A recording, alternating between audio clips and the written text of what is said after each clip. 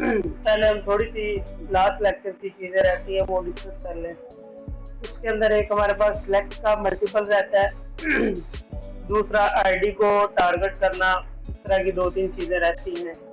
और फिर इसके बाद हम मूव करेंगे अपने नए लेक्चर पर इसको वाइंड अप करने के लिए HTML को। ठीक है, तो इसके लिए हमें सबसे पहले आईडी के एट्रीब्यूट पढ़नी है, तो इन सब चीज़ों को हम डिस्कस कर लेते हैं। नेक्स्ट क्लास हम स्टार्ट करने लगे हैं। लो जी, तो सबसे पहले हम सिलेक्ट को मल्टीपल डिस्कस कर लेते हैं। समटाइम ऐसा होता है कि आपके पास एक ड्रॉप डाउन होती है लिस्ट, लाइक हमने कहा था कि हमारे पास ड्रॉप डाउन होती है यू सिलेक्ट, उसके अंदर क्या होते हैं ऑप्शन। ठीक है, तो इसे मैं कह देता हूँ लाइक हाँ जी जावा, तो option PHP, option C++। Okay, तो अभी के लिए हम ऐसा करते हैं, अभी 2-3 और बना लेते हैं।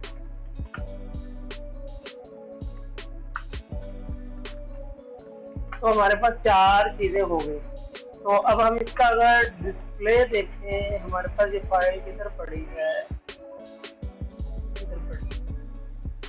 अच्छा, अब हमें हमारा रिजल्ट तो मिल गया। हमें क्या चाहिए था कि हमारे पास एक ड्रॉप डाउन लिस्ट आ जाए। अब इसके अंदर होगा क्या कि मैं इसको क्लिक करूंगा ऐसे तो ही ये एक ही सिलेक्ट हो रहा है, बट समटाइम हम चाहते हैं कि यूजर को हम अलाउ करें वो 2-3 चीजें एट ए टाइम क्या कर सके, सिलेक्ट कर सके। तब हम क्या करेंगे, तो हम यहाँ पर एक चीज लिख देंगे मल्टीपल। ठीक है, सिर्फ एक हमने चीज लिखनी है अपने ओपनिंग टैग के अंदर। तो ओपनिंग टैग क्या करेगा, इसको अलाउ कर देगा कि आप मल्टीपल चीजें सिलेक्ट कर सकते हो। अब देखो शेप चेंज हो गई। अब क्या है, मैं अगर इसको सिलेक्ट करूंगा कंट्रोल के साथ इसको भी सिलेक्ट कर सकता हूँ, इसको भी, जिसको चाहूँ मैं सबको सिलेक्ट कर सकता हूँ। समटाइम ऐसा सिनेरियो आपके पास आ जाता है, आपके पास एक ड्रॉप डाउन लिस्ट होती है, आप लेट्स सपोज आप एक बुक्स की शॉप बना रहे हैं, आपने ये नीचे बुक्स दे दी कि ये मेरे पास अवेलेबल है, तो जो आपको चाहिए सिलेक्ट कर ले। हो सकता है यूजर ने मल्टीपल बुक्स मंगवानी हो, फिर क्या हो सकता है कि ड्रॉप डाउन के अंदर आप मल्टीपल का ऑप्शन दे देंगे कि आप मल्टीपल ऑप्शन को सिलेक्ट कर सकते हैं। ठीक है, ठीक हो गया। तो मल्टीपल के बाद हम चलते हैं, नेक्स्ट हमारे पास है आईडी। तो आईडी हमारे पास हमने पहले भी डिस्कस किया था कि हर टैग की एक आइडेंटिटी होती है जिसको हम यूज कर सकते हैं। और लेट्स सपोज मैंने अभी पी का टैग बना लिया एक, ठीक है। अब मैं किसी भी पी की क्या कर सकता हूँ, आईडी दे सकता हूँ ना किसी भी पी की। और मैंने इसके लिए कुछ रूल्स बताए थे, वो रूल्स को 1 बाय 1 मुझे बता देगा। यूनिक होनी चाहिए और क्या होनी चाहिए, हाँ जी, स्पेस नहीं होनी चाहिए और सादा कीमे वाली नहीं होनी चाहिए। उसके स्टार्ट में नंबर्स नहीं होने चाहिए, अल्फाबेट होने चाहिए और स्पेशल वर्ड, स्पेशल कैरेक्टर्स नहीं होने चाहिए। ठीक है, और उसके बाद उसके अंदर आप नंबर्स यूज कर सकते हो लेकिन एंड में आईडी देने के लिए। तो आईडी हम देते कैसे हैं, आईडी की एट्रीब्यूट मैं यहाँ पर लिखूंगा। अब इस पी के टैग को मैं एक आईडी दे दूंगा, तो हमें पता है हम इसके अंदर नाम जब भी देंगे स्पेस नहीं डालनी, नंबर नहीं डालने, स्पेशल कैरेक्टर्स नहीं डालने और 32 लेटर से ज्यादा नहीं हमने करनी, इसका नेम नहीं रखना। तो अभी के लिए मैंने लिख दिया let's suppose first P, okay, या लीडर सी, ओके। कोई भी आईडी दे सकता हूँ मैं जैसे आपको सुटेबल लगे। अब आईडी, ये प्रोग्रामर की जो स्किल्स होती हैं, आईडी उसको वो देनी है जिससे उसको पता चल जाए कि यार ये किस चीज के लिए। अब लीडर पी से मुझे पता चल रहा है यार तो पैराग्राफ का लीडर है, ये आईडी का जो टैग है ये पैराग्राफ का लीडर है। तो ये आपने अब अपनी ऐसी आईडी देनी है कि जो आपको लगे कि ये मुझे देखने के बाद पता चल जाएगा किस लिए यूज हो रहा है। लिखने को तो मैं ये भी कर सकता है ABCD कुछ भी, तो इससे क्या है आपको याद भी नहीं रहेगी, पता भी नहीं चलेगा कि ये किस चीज के लिए यूज हो रही है। अच्छा, एक चीज तो ये होगी। अब हम थोड़ा सा डिस्प्ले देखते हैं, फर्क तो कोई नहीं पड़ा, लेकिन हमारे पास काफी सारा स्क्रॉल आ गया क्योंकि हमने काफी सारे पी के टैग डाल दिए। ये मैंने क्यों डाले, क्योंकि मैं आपको थोड़ी सी एक पावर दिखाना चाहता हूँ। लेट्स सपोज हमने एंड में क्या किया है, एक ए का टैग लगा दिया, एक ए का टैग लगा दिया, गो टू टॉप, तो हमने टॉप पे जाना है। अभी के लिए ये क्या करेगा, वर्क नहीं करेगा। ए का टैग हमने किस लिए पढ़ा था, एक पेज से दूसरे पेज पे जाने के लिए और किसी एक वेबसाइट से दूसरी वेबसाइट पर भी जाने के लिए, लिंक के लिए। अभी हम क्या पढ़ने लगे, अपने एक ही पेज के अंदर डिफरेंट पार्ट को लिंक करने के लिए। तो अभी मैं क्लिक करूंगा, कुछ भी नहीं होगा, ठीक है। ये तो बाय चांस ऊपर आ गया क्योंकि पेज रिफ्रेश हो गया। अगर मैं ऊपर से नीचे आऊं, अगर मैं यहाँ पर एक और ए डाल दूं, गो टू बॉटम, अब मैं क्लिक करूं वो बॉटम पे तो नहीं जा रहा, नहीं जा रहा।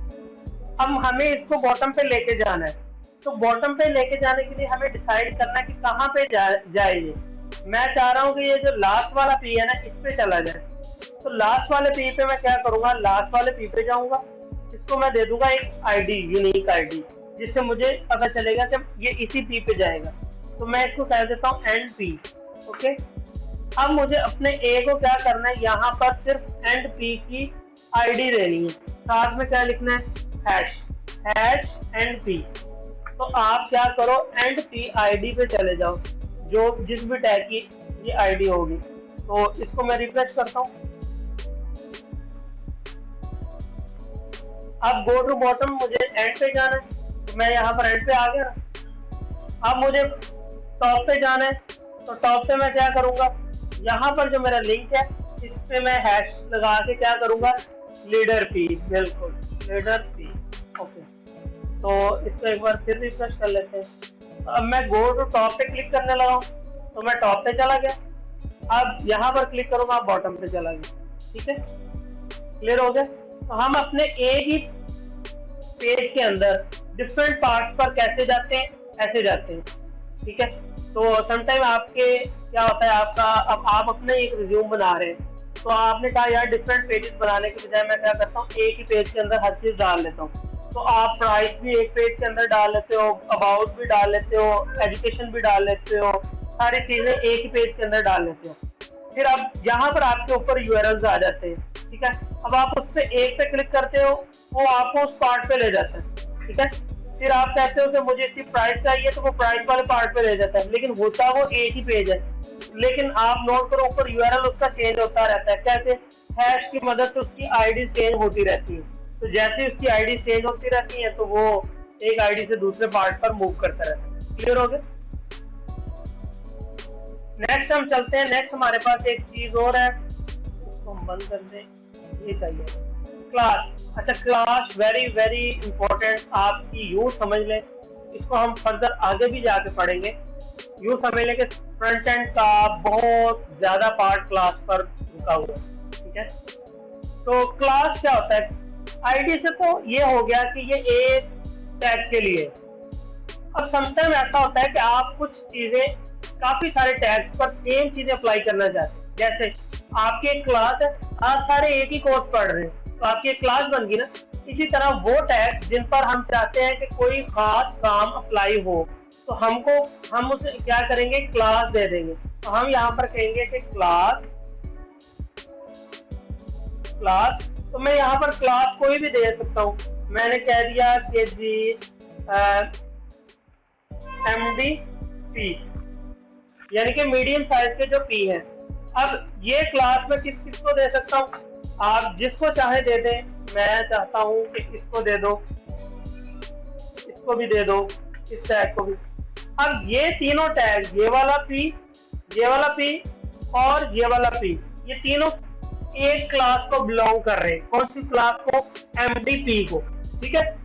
अब यहाँ पर एक चीज आईडी से डिफरेंट है, तो वो क्या है, आईडी तो एक टैग को एक ही दी जा सकती है, क्लास आप डिफरेंट टैग को दे सकते हैं, नो मैटर, ठीक है।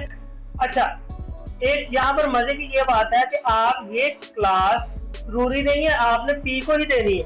सेम क्लास आप P को भी दे सकते हैं, H1 को, H2 को, या जिस मर्जी टैग को आप दे सकते हैं। मैं चाहूँ कि अपनी इस क्लास सेलेक्ट को भी क्लास दे दूँ सेम, तो आप ऐसा कर सकते हैं, कोई इशू नहीं, ठीक है।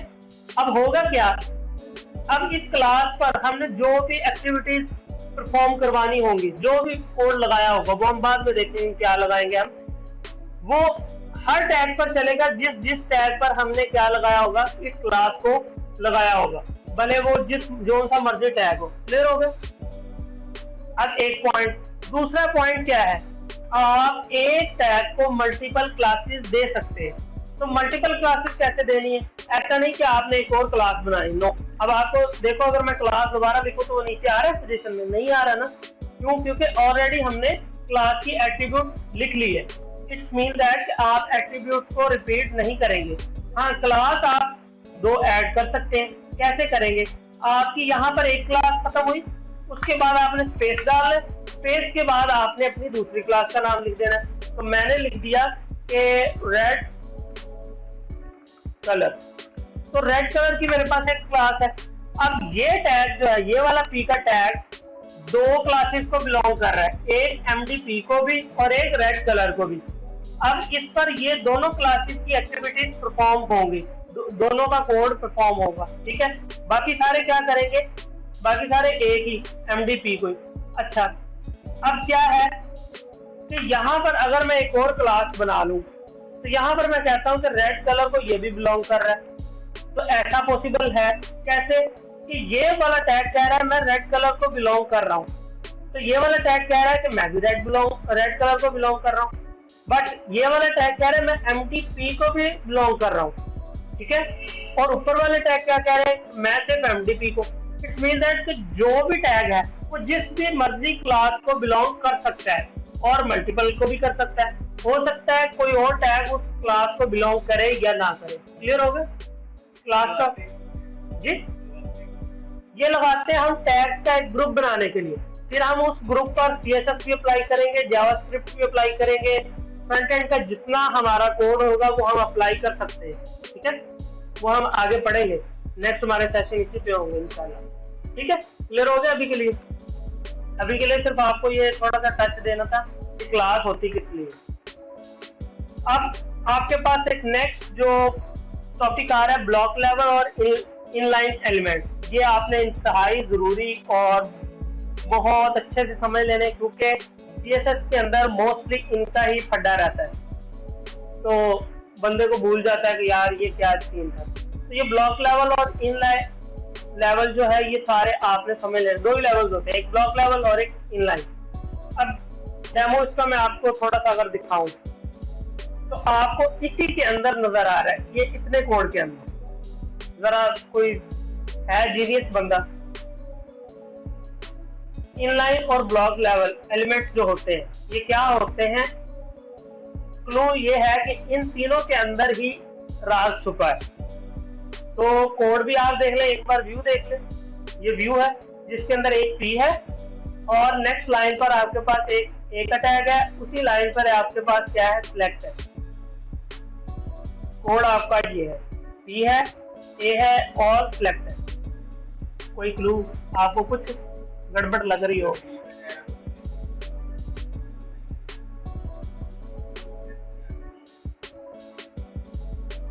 चलो खैर आपने कर दिया उलट।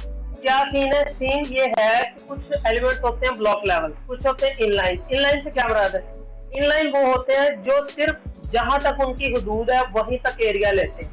जैसे ये आपके पास एक टैग है, इसका एरिया यहाँ से स्टार्ट हुआ और यहाँ पर खत्म, इसने इतना ही लिया। इसने ये नहीं कहा कि मैं भाई नई लाइन से स्टार्ट होऊंगा या मेरे बाद भी कोई टैग आएगा तो वो भी न्यू लाइन से स्टार्ट होगा, उसने ये चक्कर कोई नहीं डाला। उसने कहा भाई जहां से मैं स्टार्ट हुआ हूँ और जहां पर मेरी हुदूद खत्म हो रही है वहीं तक मैं रहूंगा, ठीक है। ये है इनलाइन। ब्लॉक लेवल क्या है, वो कहता है भाई मैं स्टार्ट भी न्यू लाइन से होऊंगा एंड भी न्यू लाइन पे होऊंगा, जैसे पी का टैग। अब देखो ये भी एक पैराग्राफ है, ये भी एक पैराग्राफ है। अब जब मैं ये वाला पी लगाता हूँ उसके बाद नया पी लगाता हूँ, तो नया पी क्या करता है, नई लाइन से स्टार्ट होता है प्लस नई लाइन पे ही खत्म होता है।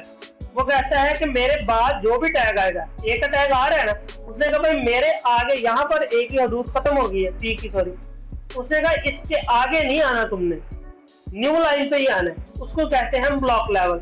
अगर हम इसका थोड़ा सा व्यू देखें, इंस्पेक्ट के अंदर गए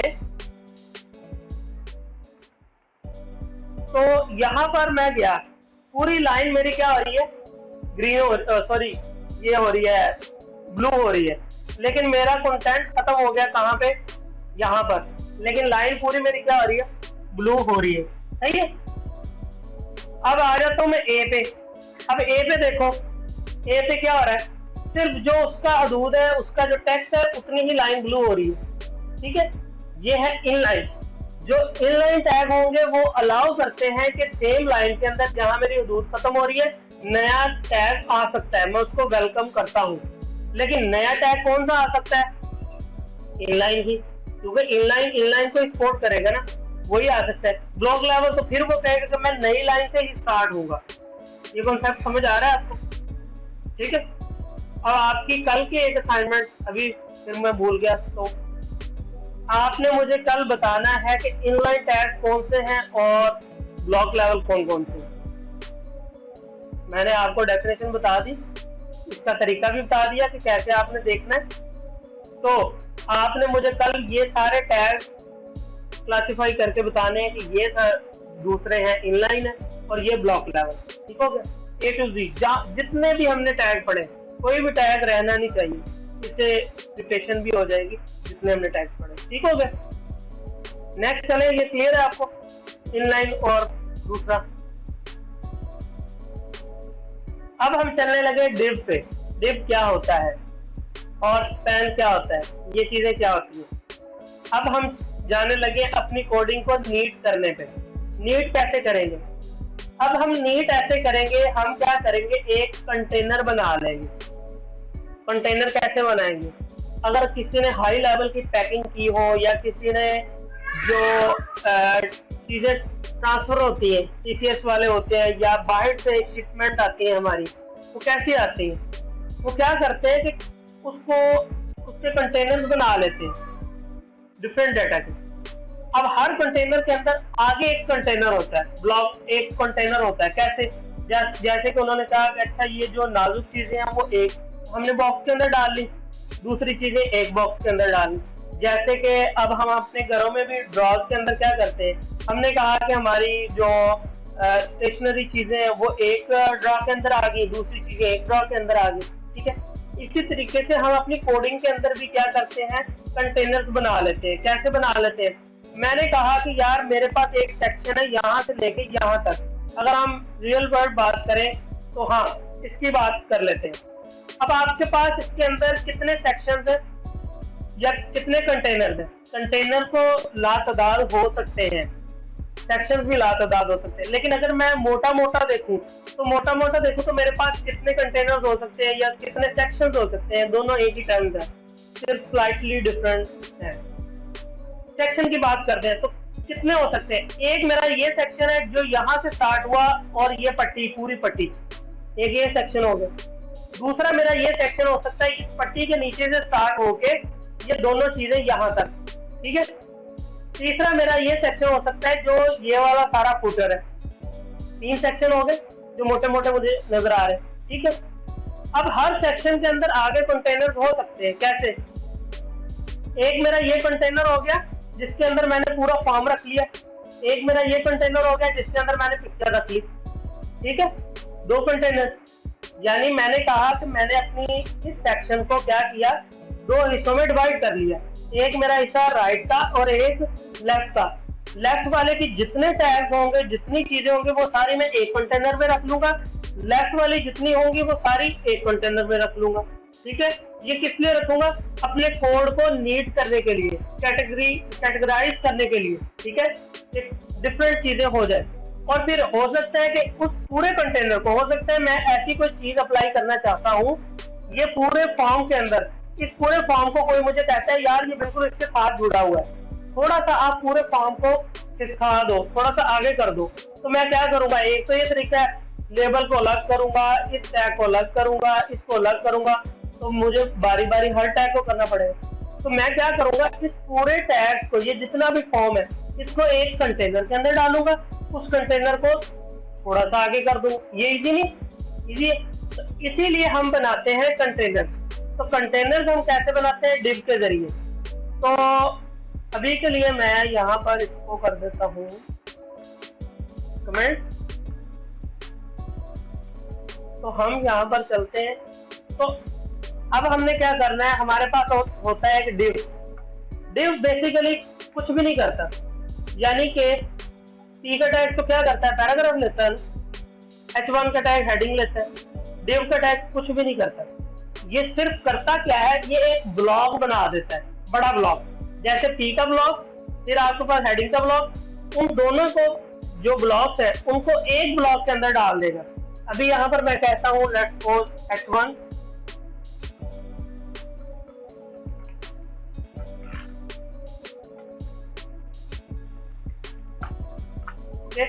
अब मेरी एक हेडिंग आ गई और एक p का टैग आ गया, तो दोनों किसके अंदर आ गए, div के अंदर। लग तो वही रहा है जैसे पहले होता था, क्योंकि इसने नजर तो आना है। अब हम यहां से चेक करते हैं। अब देखो वो उसने सारा पहले कर दिया, क्या कर दिया, ब्लू कर दिया। इट मीन कि आपका ये मेन डिव है, ये वाला, ये मेन डिव है, ठीक है, पूरा एक कंटेनर।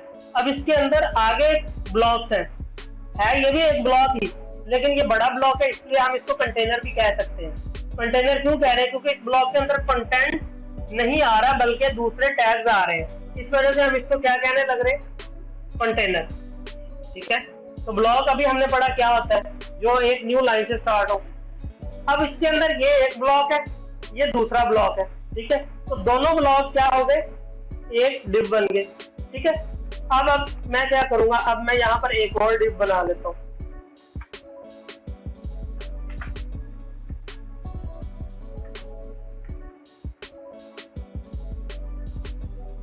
अब ये देखो, ये एक मेन डिव हो गया। यहाँ पर देखो ये एक आपके पास एक डिव हो गया जिसके अंदर हेडिंग भी आ गई और पैराग्राफ भी आ गया। नीचे वाला तो ब्लू नहीं हो रहा था क्योंकि वो एक नया कंटेनर बन गया, डिव नया। अब यहाँ पर क्या है, ये एक नया डिव है, ठीक है। तो इससे हमें क्या पता चला कि हम अपने कोड को क्या करते हैं, अलग अलग कंटेनर्स में बना देते हैं। क्लियर होगी ये चीज, कंटेनर डिव। तो डिव आपके पास बेतहाशा जगह पर यूज होते हैं, जहां पर आपको लगता है कि यार 5-6 टैग्स हो गए तो आप एक डिव बना दो, इसको डिव के अंदर डाल दो, ठीक है। क्लियर हो गए। नेक्स्ट आपके पास स्पैन। स्पैन क्या करता है, करता ही अभी कुछ नहीं है। अब क्या करता है, अब अगर मुझे डिव तो था कंटेनर के लिए, स्पैन है कि अगर मुझे किसी खास टेक्स्ट को पकड़ना है, इस टेक्स्ट को, तो एक तो ये तरीका होता था, अगर मुझे इसको बोल्ड करना है तो मैं सिंपल इसको उठाता था और बी के टैग के अंदर लिख देता था, ठीक है। अब अगर इस खाली वर्ड पर मुझे कुछ ऐसी कोई चीज अप्लाई करनी है तो वो मैं कैसे करूं, तो मैं इसके लिए एक टैग बना लूंगा स्पैन और इसको इसके अंदर डाल दूंगा। ये स्पैन का टैग कुछ भी नहीं करता, ये सिर्फ इस वर्ड को क्या करेगा, होल्ड कर लेगा। टैग एक बन गया सिर्फ किस लिए, इस वर्ड को होल्ड करने के लिए, और इसका कोई काम नहीं है। कहीं पर कुछ हुआ, कुछ भी नहीं हुआ, क्योंकि उसने सिर्फ क्या किया, होल्ड किया है। अब हम क्या करेंगे, इस पर जो चीज मर्जी अप्लाई करें, क्योंकि ये टैग बन गया है ना। इस टैग की एक आईडी भी हो सकती है, इसकी क्लास भी हो सकती है, इसका जो भी हो, जो बाकी टैग का हो सकता है इसका भी हो सकता है। समझ आ गई। ये सिर्फ किस लिए, किसी खास वर्ड को टारगेट करने के लिए, कंटेंट, किसी खास कंटेंट को भी टारगेट करने के लिए। आपने उसका कोई कोड अप्लाई करना हो, CSS का, जावास्क्रिप्ट का, कुछ भी अप्लाई करना हो। अब मेरा एक छोटा सा क्वेश्चन आप सबसे जो जाग रहे हैं, जो सो रहे हैं, उनसे भी है। तो स्पैन का जो टैग है, इनलाइन है कि ब्लॉक लेवल है? ये इसका व्यू है, तो ये कोड है।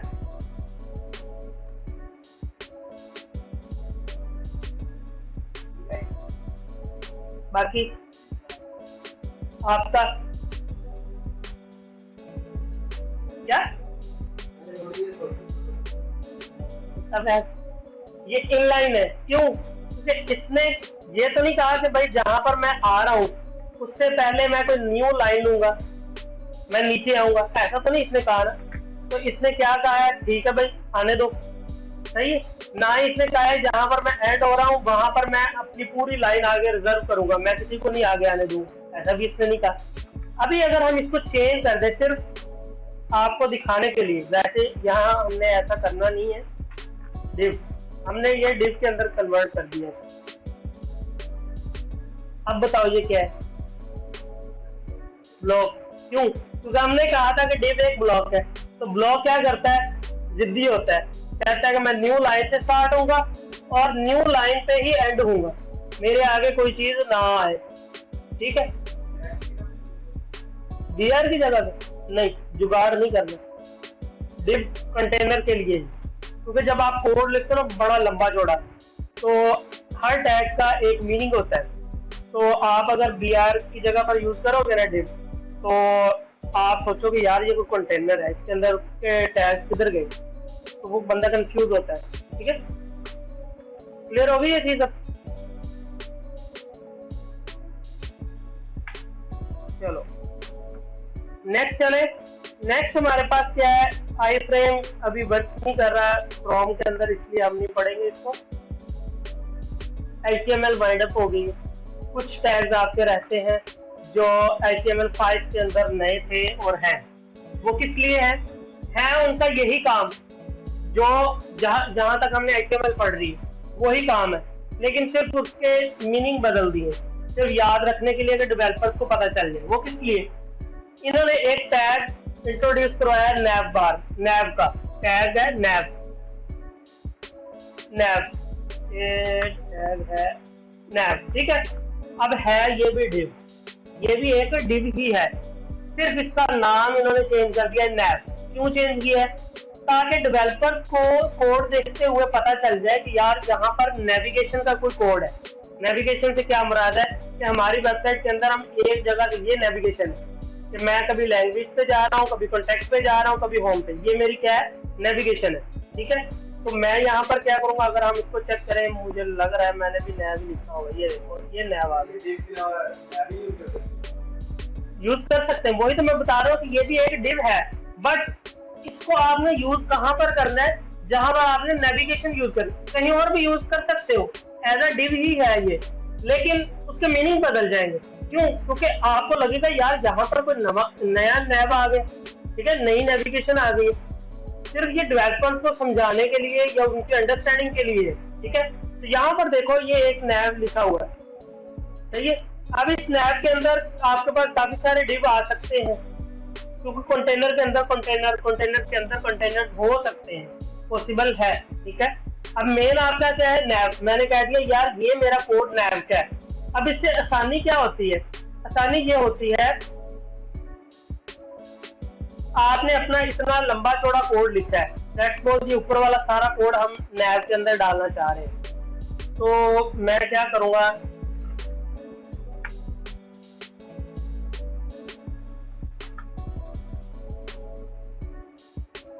अब कल को मेरे इतने लंबे चौड़े कोड के अंदर ना कोई प्रॉब्लम आ गई, कोई एरर आ गया, मैं सोच रहा हूँ यार एरर किधर है, तो मैं अपने नैव को यहाँ से बंद कर दूंगा। अब नैव मेरा पूरा बंद हो गया, अब मैं सेटिस्फाइड हूँ। तो यार जितना मेरा नेविगेशन का कोड है ना, वो सारा नैव के अंदर है, नैव से बाहर मेरे नेविगेशन का कोड नहीं है, और जो नैव से बाहर बाकी कोड है डिव्स के अंदर, वो उसके अंदर नेविगेशन नहीं है। मैं सेटिस्फाइड हूँ। क्यों? क्योंकि मुझे अपनी कोडिंग का पता है। तो ये सिर्फ समझाने के लिए, डेवलपर्स की अंडरस्टैंडिंग के लिए है कि आप जब नेविगेशन लिखें, नेविगेशन यूज करें, तो आप नैव का टैग लिख लें। ठीक है, क्लियर हो गया? ओके हो गया है, ये भी कंटेनर ही। नेक्स्ट चलते हैं सेक्शन। सेक्शन क्या है? ये भी एक आपके पास डिव ही है, सेक्शन। अब इसके अंदर क्या है? इसके अंदर ये है डिव आपके पास बेतहाशा, मैंने बताया एक पेज के अंदर पता नहीं कितने हजारों डिव होते हैं। ठीक है, हजारों डिव पॉसिबल है आपके पास, हो सकते हैं, लेकिन सेक्शन क्या करता है? सेक्शन से आपको ये पता चलता है कि मेरे पास मेरे पेज के कितने पार्ट्स हैं जो मैं पेज बना रहा हूँ। मैंने आपको स्टार्ट में बताया, ये तो नैव हो गया। नैव के बाद मैंने कहा ये मेरे पास एक सेक्शन है। अगर मैं करूं बात, एक मिनट, यहाँ पर अब इस पेज के अंदर, इसके अंदर क्या हो रहा है? सेक्शंस है मेरे पास। मैं कहता हूँ ये यहाँ तक मेरा नैव आ गया।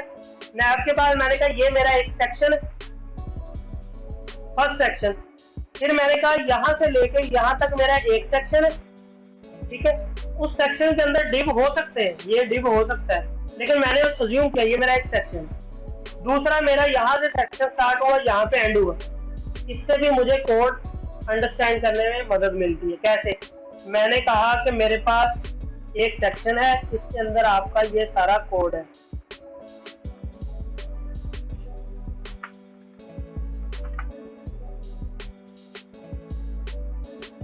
ठीक है। मैंने कहा ये एक सेक्शन है, फिर मैंने कहा दूसरा सेक्शन है, इसके अंदर भी मैं अभी के लिए यही कोड डाल रहा हूँ।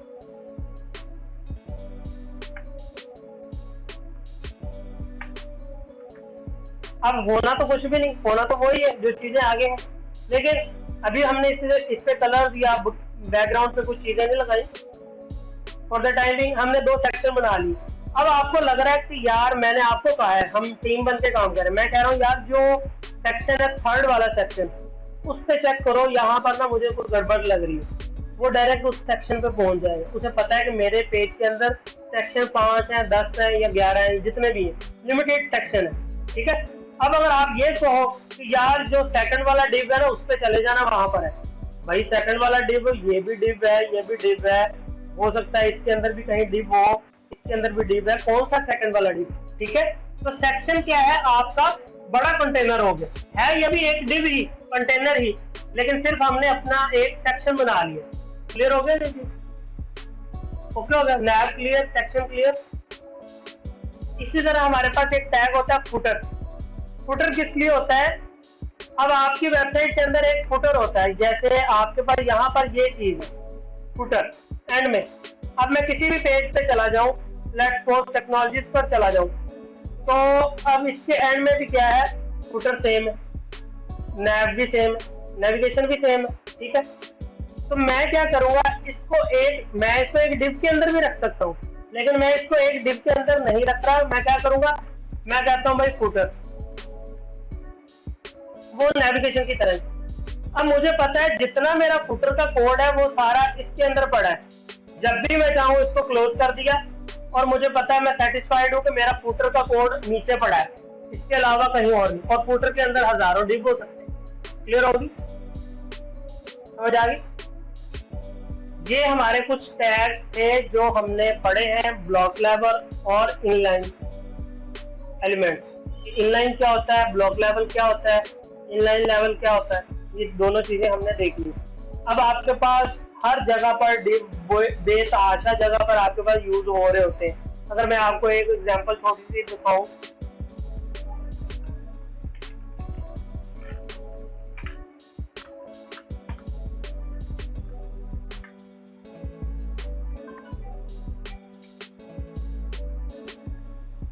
आपके पास ये एक फॉर्म है, नजर आ रहा है आपको फॉर्म।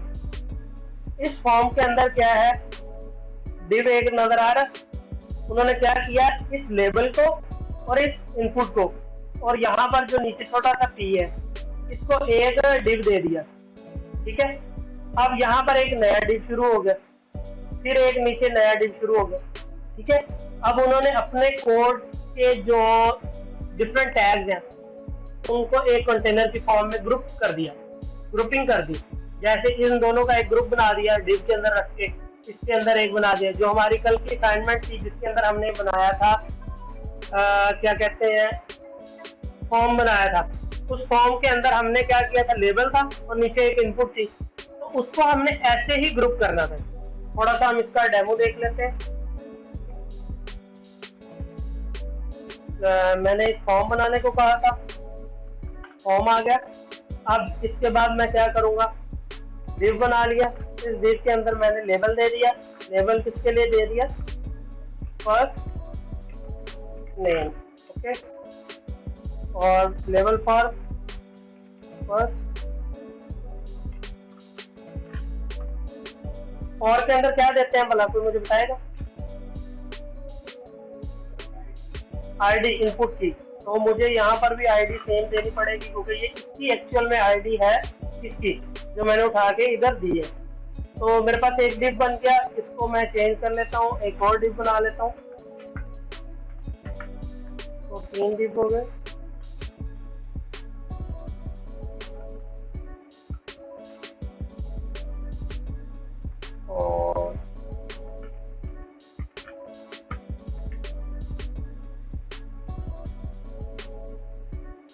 ठीक है।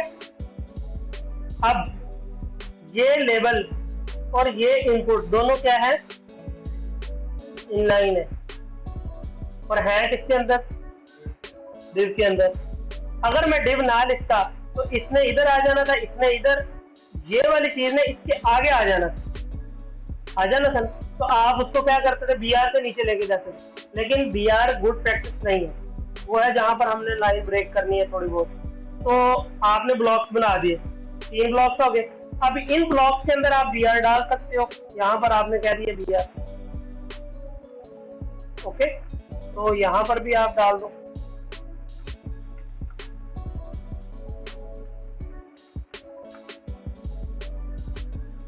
ठीक है। बाद में इनके दरमियान स्पेस जो देनी है वो अभी के लिए आप बीआर से भी दे सकते हो, इन दोनों डिव्स के दरमियान यहाँ पर ऐसे। लेकिन आगे चल के हम कुछ और चीजें पढ़ेंगे, उनसे देंगे हम ये सब। लेकिन अभी के लिए आपको समझाने का ये मकसद है कि आपने ऐसे कोडिंग करनी है कि आपने एक कंटेनर बनाया जहां पर आपको लग रहा है कि मिलते जुलते टैग है, यानी कि दोनों एक ही फैमिली के टैग। फैमिली से क्या मुराद है, अब ये दोनों जुड़े हुए हैं ना, एक ही फैमिली, वो उनका एक दूसरे के साथ वो डिपेंडेंट है। तो हम क्या करेंगे, एक डिव के अंदर कंटेनर के अंदर डाल देंगे। तो इससे क्या होगा, मुझे कोड देखने में आसानी होगी। अब देखने में भी ये अच्छा लग रहा है। ठीक हो गया, क्लियर है। तो इसके बाद एक और चीज पढ़ते हैं, उसके बाद हमारी थोड़ी सी थ्योरी आ जाएगी। फॉर्म के अंदर ना हमारे पास एक और चीज होती है, फील्ड सेट एंड लेजेंड। ये क्या होता है, ये होता है कि अगर आपका फॉर्म बहुत बड़ा है और उसके अंदर 4-5 सेक्शंस हैं, कैसे, एक आपका सेक्शन है आप उससे एजुकेशन की डिटेल्स ले रहे हो, एक आपका सेक्शन है जिसके अंदर आप पर्सनल इंफॉर्मेशन ले रहे हो, एक आपका सेक्शन है जिसके अंदर आप कोई और उसकी प्रोफेशन की डिटेल्स ले रहे हो। तो ये सारी हैं एक ही फॉर्म के अंदर। तो आप उसको भी अलग अलग कर सकते हो। कैसे, आप कहोगे कि मेरे पास एक फॉर्म है, उस फॉर्म के अंदर मैंने कहा कि मेरे पास एक फील्ड सेट है। फील्ड सेट मतलब काफी सारी फील्ड का एक सेट ग्रुप। अब उसका आपने एक लेजेंड देना है। लेजेंड से मुराद है कि इसका टाइटल क्या होगा इस फील्ड सेट के ग्रुप का। तो इसके ग्रुप का जो टाइटल है वो आपने किसके अंदर देना है, लेजेंड के अंदर। तो लेजेंड के अंदर कह देता हूं मैं पर्सनल इन्फो। तो नीचे मैं ये वाला ही फॉर्म एक बार कॉपी कर लेता हूँ, इसकी डिटेल भी तो मैंने इस फील्ड सेट के अंदर डाल दी। ठीक है, तो इसको हम जरा देखें। ये आपको एक बॉक्स बन गया ना, सेक्शन बन गया। अब हूँ मैं इसी फॉर्म के अंदर, तो मैं एक और फील्ड सेट क्रिएट करना चाहता हूँ। तो मैंने यहाँ पर क्या किया, एक और फील्ड सेट क्रिएट कर लिया। तो इसको मैं नाम दे देता हूँ एजुकेशनल इनपुट। है आपका एक ही फॉर्म, तो लेकिन हमने उसको यूजर के लिए क्या कर दिया, आसानी, अपने लिए भी आसानी। ये हमारा ब्लॉक आ गया पर्सनल इंफॉर्मेशन का और ये एजुकेशनल इंफॉर्मेशन का। क्लियर हो गया, फील्ड सेट एंड लेजेंड। यहां तक हमारे जितने टैग थे उनका सफर खत्म हो गया। किसी भी कोई टैग के अंदर मसला मसाइल हो, थ्योरी ये है कि हमारे पास HTML तो आ गई, सीख भी ली हमने। XHTML क्या होती है, वो X वाली वो वाली X नहीं है, ये XHTML और है। ठीक है, तो XHTML क्या होता है, आपने XML अगर सुनी हो, XML भी एक लैंग्वेज होती है जिसके अंदर आप टैग बनाते हो, लेकिन उसके अंदर आप फिर खुद टैग बनाते हो, खुद के बनाए हुए टैग होते हैं। ट्री कैसे होती है कि आपने कहा कि एक इंस्टीट्यूट के अंदर आपके पास फ्लोर के अंदर आपके पास फ्लोर के अंदर रूम्स के अंदर आपने कहा कि आगे चेयर्स आ गई, ट्री बन गया ना। टॉप लेवल से मैं नीचे लेवल पर जा रहा हूँ, बॉटम लेवल पर। ठीक है, तो वो आप बनाते थे XHTML के अंदर, अच्छा सॉरी XML के अंदर, सॉरी। अब XHTML क्या होती है, XHTML वो होती है जिसके अंदर XML के रूल्स अप्लाई होते हो। XML के रूल्स अप्लाई होते हो, वो रूल्स कौन से हमें वो देखने। अगर हम वो रूल्स अप्लाई करते अपने HTML को लिखते हुए, तो हमारी जो HTML वो ऑटोमेटिकली किसमें कन्वर्ट हो जाएगी, XHTML। XHTML कोई नई लैंग्वेज नहीं है, वो HTML ही है, लेकिन उसके अंदर XML के रूल्स अप्लाई हो रहे हैं। वो रूल्स कौन से हैं, हमें उनका ख्याल रखना है। मैं वैसे तो आपको साथ के साथ वो रूल्स बताता गया हूँ ताकि आपकी प्रैक्टिस बनती रहे, लेकिन वो रूल्स क्या है? पहली तो ये उन्होंने बात बताई है कि HTML जो है is almost identical to HTML, यानी कि ये HTML ही है। अच्छा, वो स्ट्रिक्ट देन HTML, स्ट्रिक्ट है थोड़ी सी। स्ट्रिक्ट कैसे है? इसके अंदर आपको रूल अप्लाई करने पड़ते हैं। रूल क्या है वो भी हम देखते हैं। सही, ये कहते हैं XML support by all major browsers, हर ब्राउजर इसको सपोर्ट करता है। वही पहले दिन का लेक्चर HTML5 सपोर्ट करता है ना मोबाइल, हर मोबाइल जब हम लेते हैं तो वहां पर लिखा होता है। तो वो HTML5 के अंदर हम कोडिंग करना ही XML है। वो कैसे? रूल्स को अप्लाई करके। रूल्स कौन कौन से? पहला रूल है डॉक टाइप इज मैंडेटरी। आपने डॉक टाइप लाजमी लिखना है। जो हम पेज बनाते हैं इसके स्टार्ट में एक लाइन लिखते हैं डॉक टाइप, ये आपने लाजमी लिखनी है। अगर आप ये ना लिखें तो भी आपका कोड चलता है, कोई उसके अंदर एरर नहीं आएगा, कोई बंदा नहीं कहेगा कि ये गलत है, ये एक्यूरेट है, ठीक है।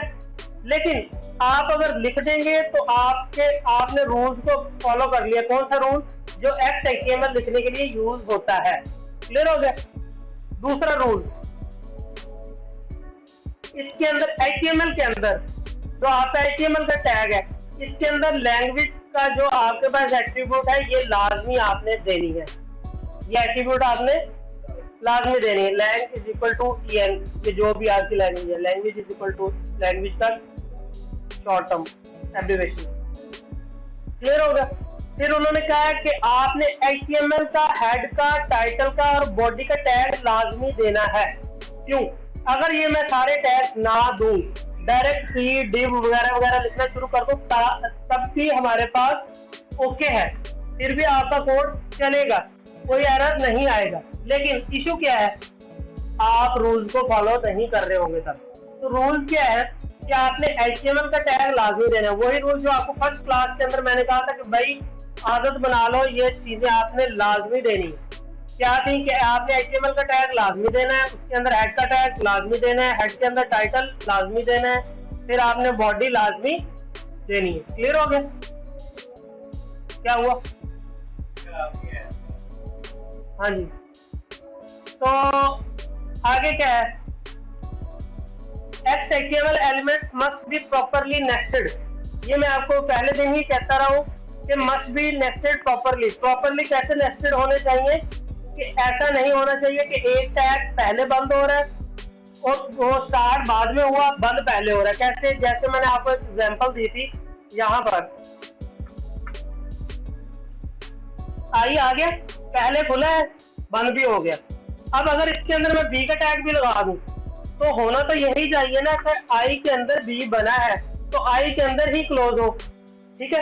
इसे कहते हैं प्रॉपरली नेस्टेड। ये प्रॉपरली नेस्टेड हो चुका है। लेकिन अगर मैं इसको यहाँ से उठा के यहाँ पर कर दूं तो भी आपका कोड काम करेगा, लेकिन आप रूल्स को फॉलो नहीं कर रहे। रूल क्या था कि भाई पहले आई के अंदर पहले बी बना है तो वो बी पहले ही डिस्ट्रॉय होगा, पहले ही वो क्या होगा, क्लोज होगा, तो बाद में आई क्लोज होगा। ठीक हो गया? ये रूल्स आपके पास थे, तो इन्हीं रूल्स को आपने फॉलो करना है। इसको कहते हैं नेस्टेड, प्रॉपरली नेस्टेड, यानी कि एक दूसरे के अंदर प्रॉपरली ये क्या है, नेस्ट है। क्लियर हो गया? आगे XML element must be always be close. तो जो भी टैग ओपन हुआ है उसको आपने लाजमी क्लोज करना है। तो इसीलिए मैं कहता हूँ कि जो भी टैग आपने ओपन किया उसको लाजमी क्लोज करना है। अगर आप नहीं करेंगे तो भी कभी कभी काम चल जाता है। अगर मैं इस ट्री के टैग को यहाँ से हटा दूं, क्लोज ना करूं, तो वो काम फिर भी चलाएगा। क्यों? क्योंकि वो इसके अंदर नई हेडिंग बना देगा, नया पैराग्राफ बना देगा, लेकिन ये टैग आपका स्टिल खुला ही रहेगा। ठीक है? अब क्या होगा, आगे जितनी कोडिंग होगी वो सारी इस ट्री के अंदर आ जाएगी। तो ये आपको आगे चल के जब आप जावास्क्रिप्ट लिखोगे या कोई और लैंग्वेज अप्लाई करोगे तो प्रॉब्लम होगी। ठीक है? तो अभी के लिए आपने क्या करना है, अभी से रूल को अप्लाई करना है। क्लियर हो गया? अच्छा, एक यहाँ पर मैं एक और चीज बता दूं जो आपका ये विजुअल स्टूडियो भी सपोर्ट नहीं करता। वो क्या है, कुछ ऐसे टैग्स हैं जिनकी क्लोजिंग नहीं है। मैंने बताए थे कौन कौन से, जैसे कि हम यूज करते थे ए का टैग ले, सॉरी इमेज का टैग ले लो। तो हमने देखा था कि उसकी क्लोजिंग नहीं है। ऐसे टैग की क्लोजिंग भी करनी है, कैसे करेंगे? उसकी क्लोजिंग के लिए आपने ये करना है कि जहां पर उसकी एट्रीब्यूट खत्म होगी ना, वहां पर आपने स्लैश लगा देना, बस ये इसकी क्लोजिंग होगी। इसके लिए नया आपने टैग नहीं लिखना क्लोजिंग का, करना आपने क्या है, तो इसके अंदर एंड पे आपने क्या करना है, स्लैश लगा देना, ठीक है। इससे क्या होगा, इसकी भी क्लोजिंग हो जाएगी। इसी तरीके से अगर आप HR लिखते हो तो इसकी क्लोजिंग भी नहीं आ रही ना, तो इसकी क्लोजिंग ये होती है, ठीक है। क्लियर हो गया? नॉर्मल क्लोजिंग कैसे होती है, उसके स्टार्ट में आता है ना, लेकिन इसके क्या आता है एंड में। जिस टैग की क्लोजिंग आपने करनी हो, जिसकी वो क्लोजिंग का टैग हो ही ना, तो उसकी क्लोजिंग कैसे करनी है, उसके एंड में आपने क्या करना है, स्लैश लगा देनी है। क्लियर हो गया? आगे HTML element must be in lower cases, तो ये लोअर केसेस में होने चाहिए। ये भी मैंने आपको स्टार्ट में ही कहा था कि आपने कैपिटल में नहीं लिखने ये सारे टैग में लिखने स्मॉल लेटर्स में। आगे XHTML document must have one root element, हर टैग का रूट एलिमेंट होना चाहिए, हर टैग का रूट एलिमेंट होना चाहिए। कैसे? अगर मैं इस BR की बात करूं तो इसका रूट एलिमेंट क्या है, फॉर्म, क्योंकि ये फॉर्म का पेरेंट है ना, फॉर्म के अंदर। अब फॉर्म का रूट क्या है, फॉर्म किसी के अंदर नहीं है, बॉडी के अंदर होगा, बॉडी है ना। अब बॉडी किसके अंदर होगी, HTML के अंदर। इट्स मीन दैट कि हर टैग का रूट एलिमेंट होता है, हर टैग का एक रूट एलिमेंट होता है। ये हो सकता है आपके एक छोटा सा टेस्ट भी हो आपका MCQ से, इसलिए ये चीजें याद रखें। आगे attribute names must be in lower cases, जो हम एट्रीब्यूट के नेम देते हैं वो भी किसमें होने चाहिए, लोअर केसेस में। कौन से एट्रीब्यूट, ये एट्रीब्यूट, ये वाली एट्रीब्यूट जो और कोई एट्रीब्यूट हम देते हैं, ये एट्रीब्यूट, ये सारी किसमें होनी चाहिए, लोअर केसेस में। कहां पर, नेम, ये नेम है ना इस एट्रीब्यूट का, ये इसका नेम है, ये इस एट्रीब्यूट का नेम है, ये वाले एट्रीब्यूट का, समझ आ रही है ना। ये तो इसकी वैल्यू है अंदर वाली, तो वो नेम की बात कर रहा है। जो एट्रीब्यूट का नेम होगा वो क्या होना चाहिए, लोअर केसेस में। बस एक दो चीजें रह गई है। Attribute values must be coated, हाँ जी, तो जो आपकी ये वाली एट्रीब्यूट की वैल्यूज होती हैं वो आपने हमेशा डबल कोटेशन के अंदर देनी है। सिंगल कोटेशन के अंदर भी आप दे सकते हैं, लेकिन आपने क्या करना है, डबल कोटेशन के अंदर ही देना है। ये भी अलाउ है सिंगल कोटेशन, लेकिन आपने क्या करना है, डबल कोटेशन के अंदर ही देनी है। ठीक हो गया? इसके साथ आपकी HTML क्या हो गई,